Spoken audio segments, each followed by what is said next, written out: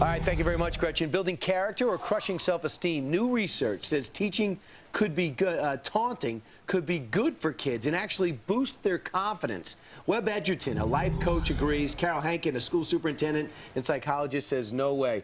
First off, Webb, they're saying that going up to a kid and saying, hey, pizza face, hey, carrot top, hey, four eyes, you're building character. You agree? That's right. Yeah. Well, what happens is, let me first start off by saying that almost all Americans report that they've been teased and taunted. And Yes. it's really important to note that there's friendly, playful teasing, and then there's malicious teasing. And it's very important. And it's important for parents and children to understand how to give that malicious teasing back.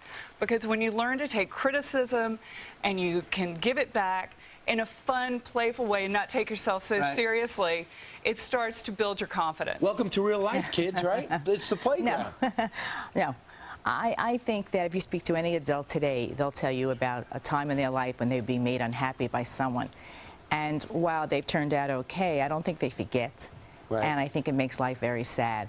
Also, if you call a guy shorty, and he is short, it's true, and they keep doing it, and he gets a little older, and there are women around, he's not liking it.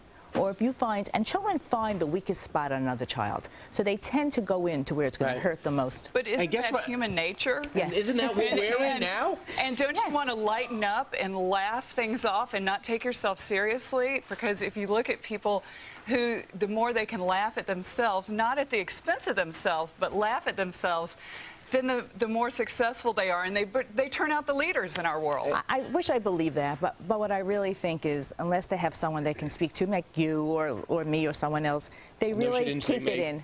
Oh, you mean professional? Okay, fine. And what I mean is, otherwise they keep it in, and I'm not sure if it doesn't make them insecure. Let me tell you about the study. It happened over in Wales where they do all the good stuff. I think they clone sheep there as well, and that's worked out good. The sheep look exactly alike now. But they also said that these kids that were being taunted, they went back and 2 years later, and the kids that were the butt of the jokes were the leaders of the group. I question that result, because some children maybe, and they compensate and they learn how to deal with it. But in general, and if that's just what I'm saying. They compensate, but they overcome it.